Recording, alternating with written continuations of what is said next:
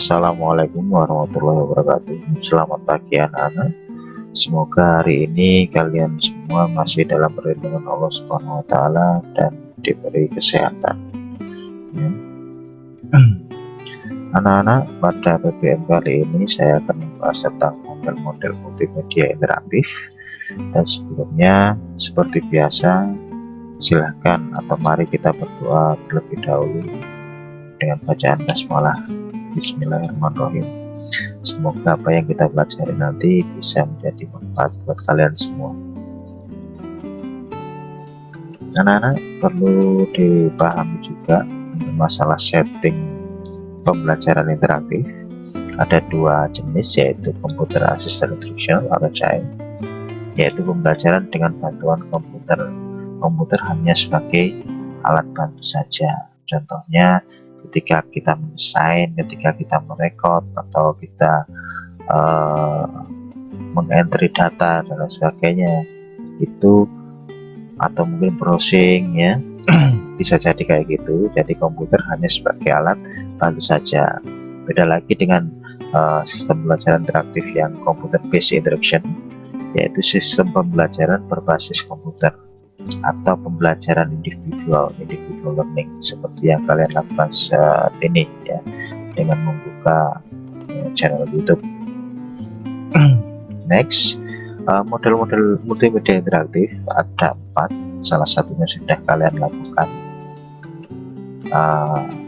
Maaf, yang sudah melakukan cuma 2 anak yang kemarin mengumpulkan, dan yang lainnya masih belum, ditunggu. Mudah-mudahan kalian paham tentang materinya. Jadi sengaja saya tugaskan dahulu sebelum saya jelaskan. Jadi nanti ketika sampai mendengar atau melihat penjelasan saya nanti, apa yang sudah kamu lakukan, yaitu membuat tutorial, itu salah apa benar biar kamu sendiri yang menilai, ya.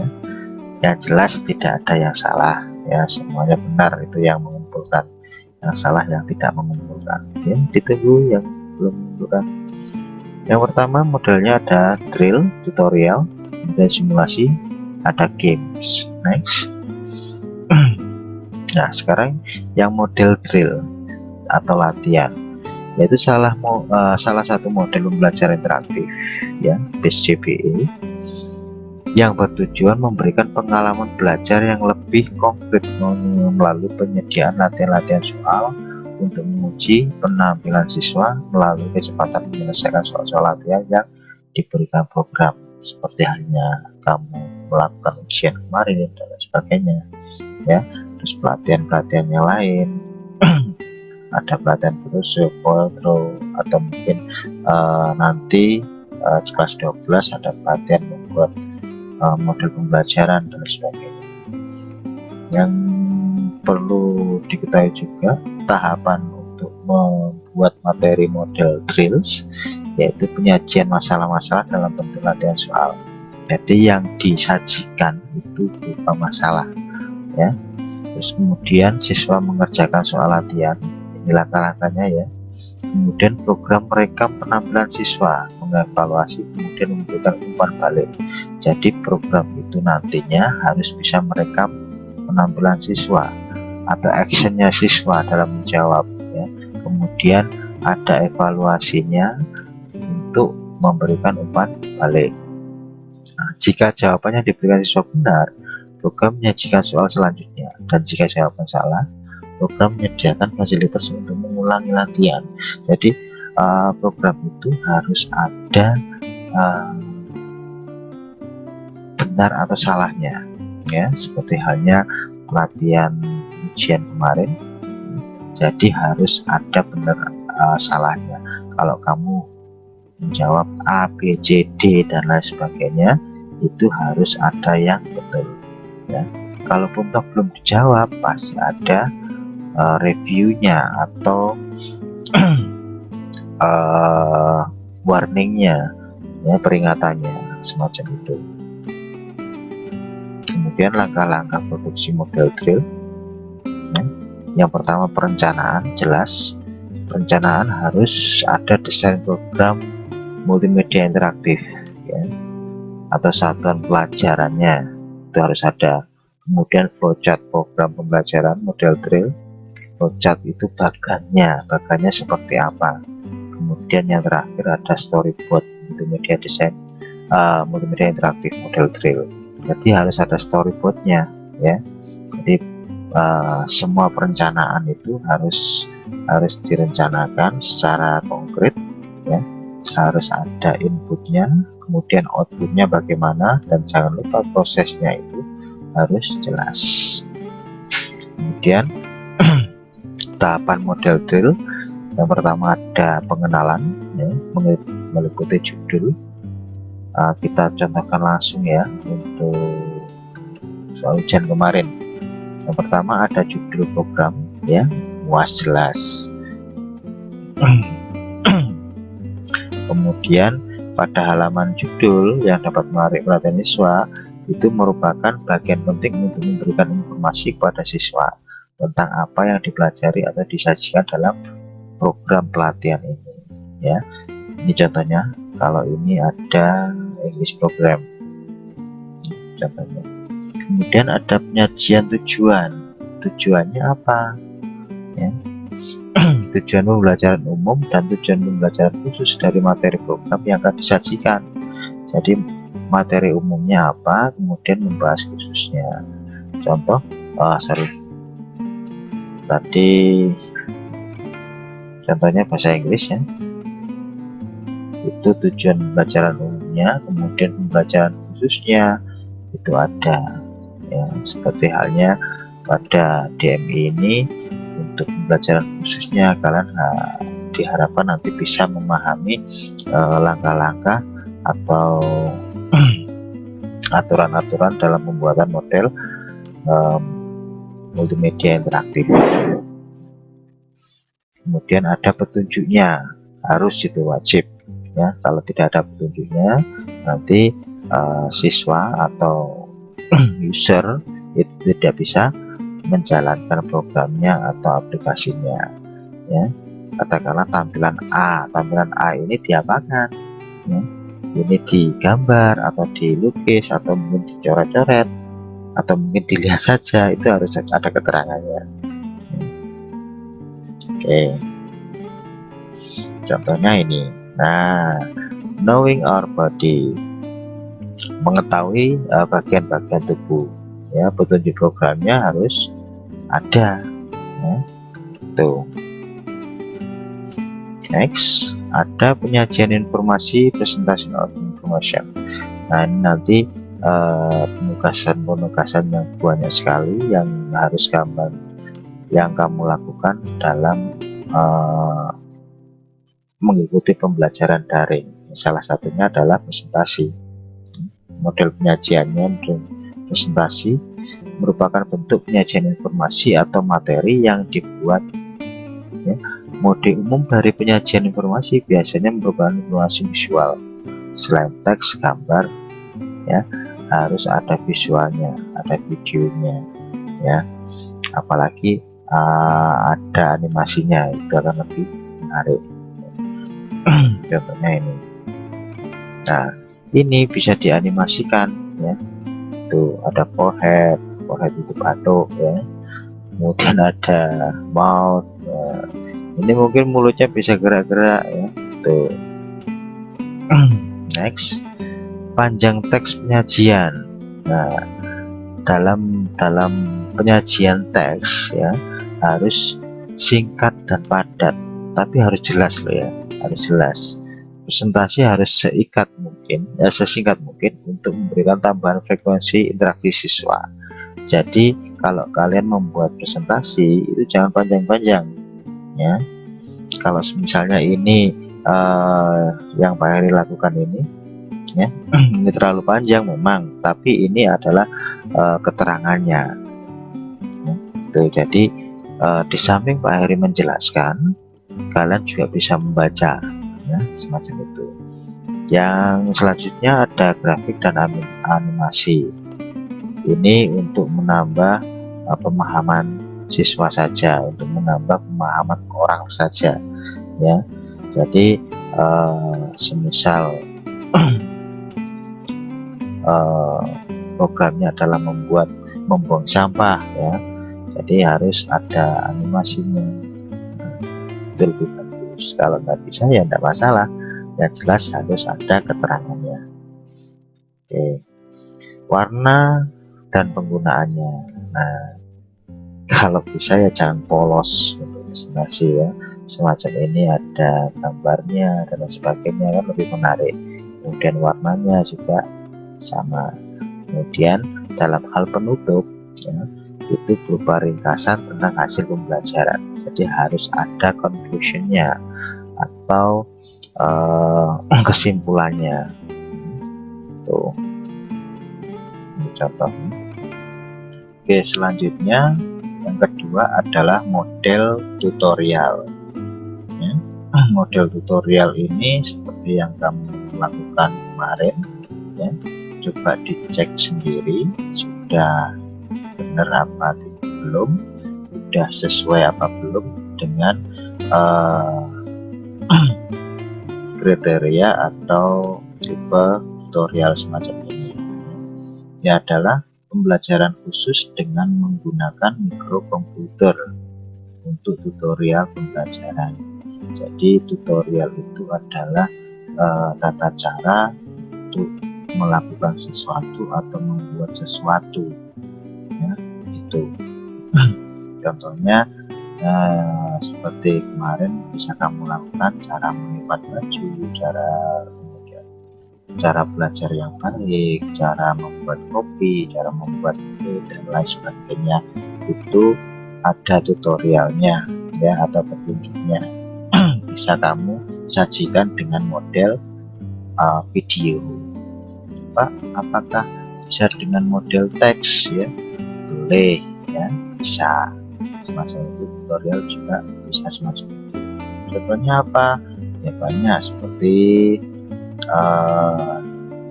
cara membuat kue bolu. Nah, kan ada cara-caranya bagaimana cara memasaknya, cuciannya.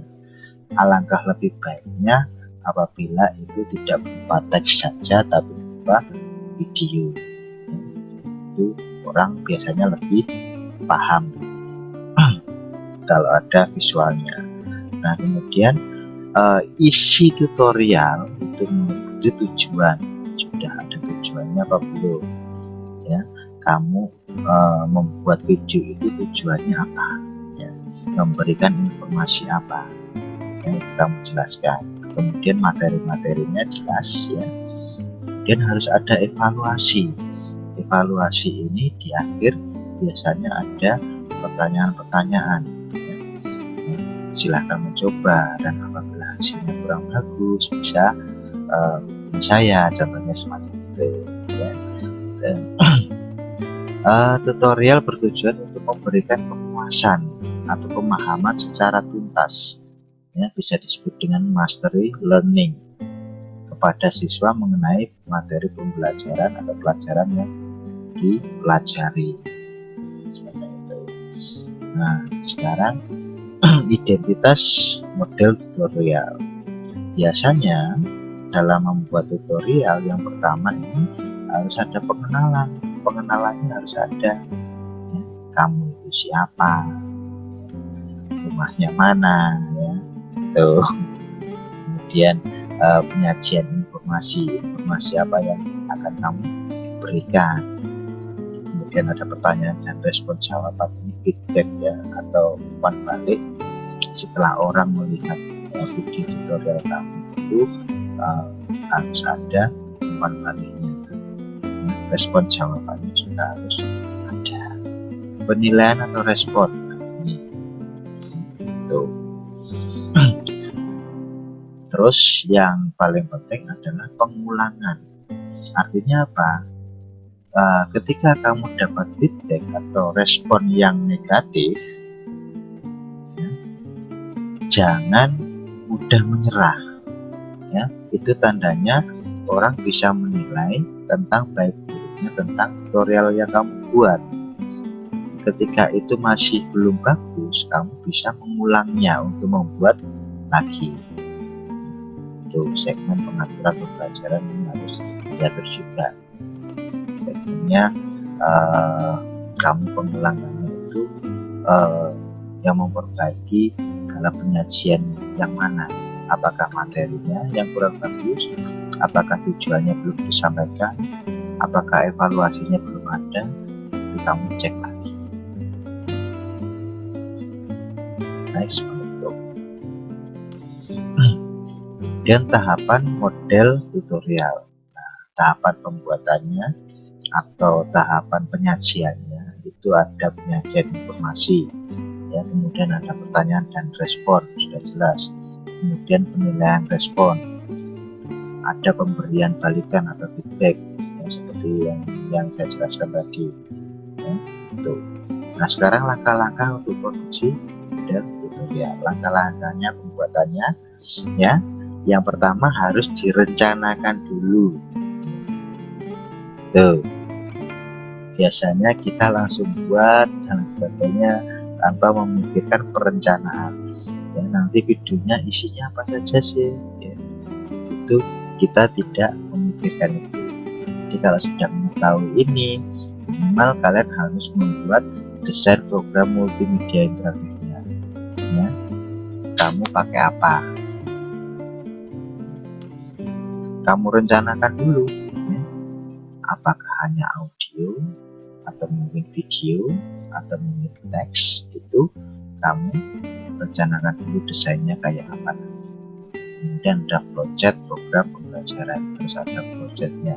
Project ini adalah bagan atau struktur tentang tutorial yang akan kamu buat, mulai dari pembukaan sampai penutupan nanti, ya. Yang terakhir ada storyboard multimedia interaktif, ini juga harus kamu buat, ya, minimal bagan atau sketsanya, ya, desainnya itu kamu buat, urut-urutannya kamu buat dalam storyboard. Yang penutupan ini modelnya seperti apa, katakanlah tampak seperti video saya di sini, ya. Tuh, kamu jelaskan, kamu tujuannya apa dulu, kamu jelaskan dulunya, videonya tampak seluruhnya kamu, kemudian baru prosesnya ke alatnya atau bahannya. Tuh. Jadi urut. Tahapan-tahapannya ada pengenalan, kemudian judul program kamu sampaikan dulu, terus kemudian tujuannya juga kamu sampaikan, petunjuknya ini sudah masuk materi, ya. Terus kemudian ada stimulasi atau prioritas pengetahuan. Jadi pengetahuan yang kamu prioritaskan apa, informasi yang kamu prioritaskan itu apa, ya. So, kalau bisa untuk stimulasi ini bagaimana sebisa mungkin tutorial kamu itu menarik dan membuat orang itu ingin coba. Nah, itu bisa kamu tekankan di sini dalam stimulus atau ada rangsangan-rangsangan untuk mempraktekkan. Tuh, ada initial control siswa, berisi pilihan bagi siswa atau orang untuk menggunakan program. Jadi orang itu menggunakan tutorial kamu atau tidak, itu kamu tentukan di sini. Bagaimana video kamu itu nanti bisa menarik orang dan diminati orang, kamu tentukan bagaimana konsepnya di sini. Kemudian penyajian informasi, mode penyajiannya, ya, panjang teks penyajian, gangguan emosi kalau ada, warna penggunaan kemajuan, ya, seperti garis dan sebagainya.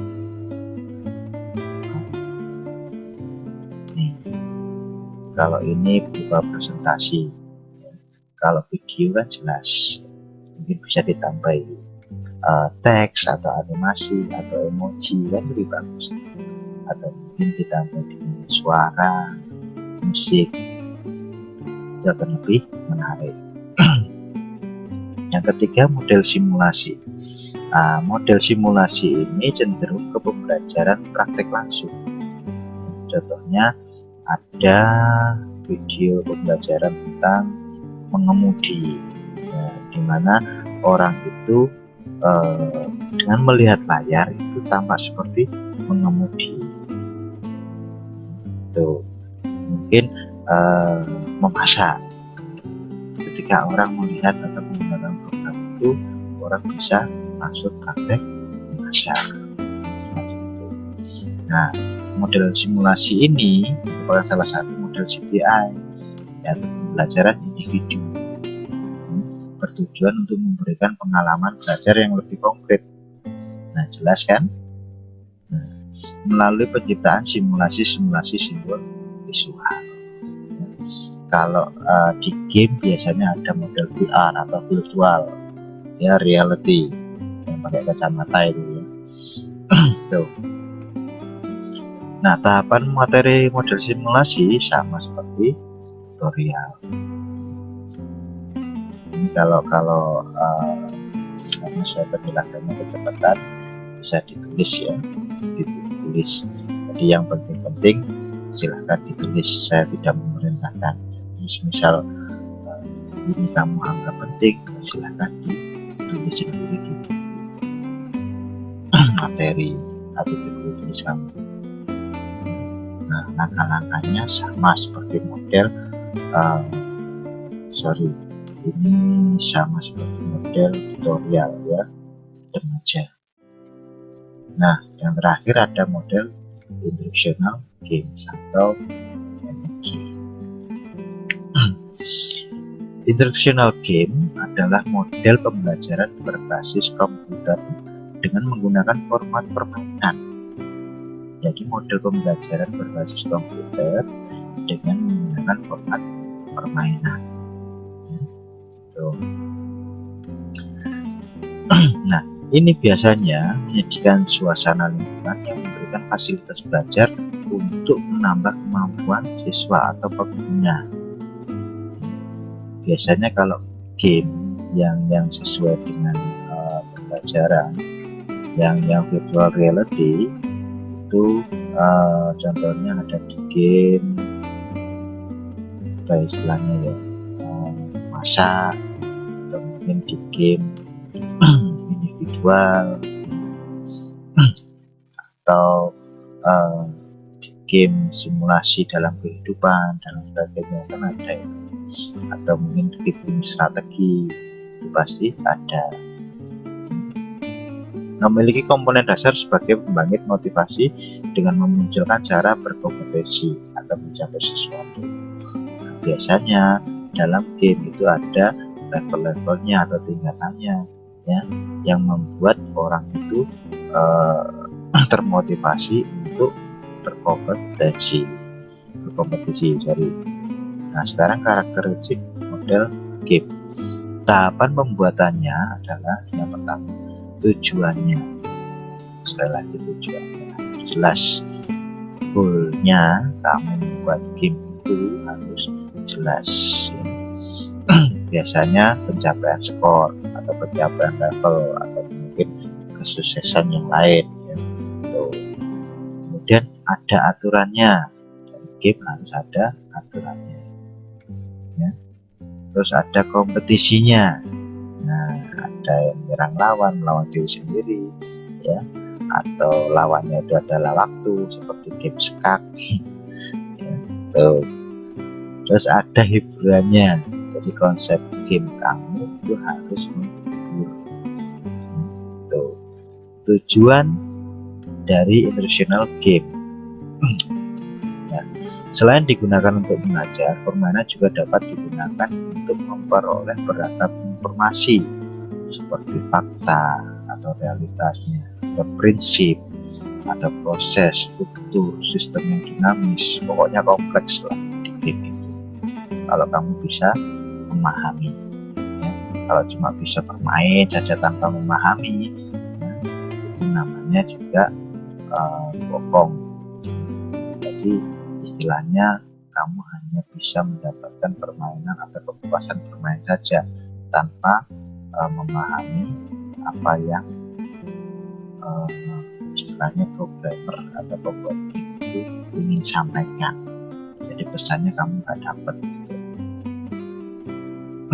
Contoh misal ada game tembak-tembakan, tujuannya itu apa ya, mengatur strategi dan lain sebagainya, tujuannya itu apa, kamu paham. Nah, terus komponen atau alat instructional game. Nih komponennya harus ada pendahuluan jelas. Tuh. Dalam pendahuluan biasanya terdapat tujuan, aturan, ya tertentu bermain seperti yang saya jelaskan tadi. Bagian isi instructional game. Pada isi instruksi biasanya ada skenario, ada tingkatan realita, level, pelaku, ya, peranan dari permainan, ya, atau pencapaian, rasa ingin tahu, dan kompetisi alamiah, ya, dan seterusnya. Menang apa kalah itu harus ada di instruksinya. Jadi petunjuknya harus jelas. Kemudian harus ada bentuknya. Bentuk ini biasanya ada yang pemberian reward atau penghargaan, berupa skor atau mungkin benda-benda yang menarik ya. Terus kemudian ada menyediakan informasi terutama dengan feedback atau umpan balik. Ya, tetap harus ada umpan baliknya supaya apa? Ya, pengembang daripada program ini nanti bisa mempelajari kekurangan daripada game yang dibuat. Nah, kemudian harus ada penutupnya atau close. Nah, langkah-langkahnya membuat model instructional game atau MG itu apa? Yang pertama perencanaan. Harus ada perencanaan terlebih dahulu ya. Seperti halnya kamu ingin ke pasar. Ke pasar ngapain? Harus direncanakan dulu. Beli buku ini, beli A, B, C, dan Z. Sampai Z itu harus direncanakan dulu. Biar apa? Tidak kelupaan. Bisa dicatat. Kemudian ada project program. Project atau programnya lagi-lagi harus ada storyboard. 3 ini itu harus ada di 4 model multimedia interaktif. Yang pertama desain programnya harus ada, kemudian project atau bagannya, strukturnya itu harus ada. Yang ketiga storyboard ya, atau alatnya, alat pembuatannya itu juga harus ada. Next, masih di proses bikin. Yang pertama pengenalan, tujuan, aturan, petunjuk bersama ini. Yang membedakan di sini mungkin petunjuk bermain. Ada pilihan choice-nya. Pilihan bermain terus, apa berhenti, apa mungkin pause, atau mungkin keluar langsung ya. Atau mungkin nyerah, itu harus ada ya.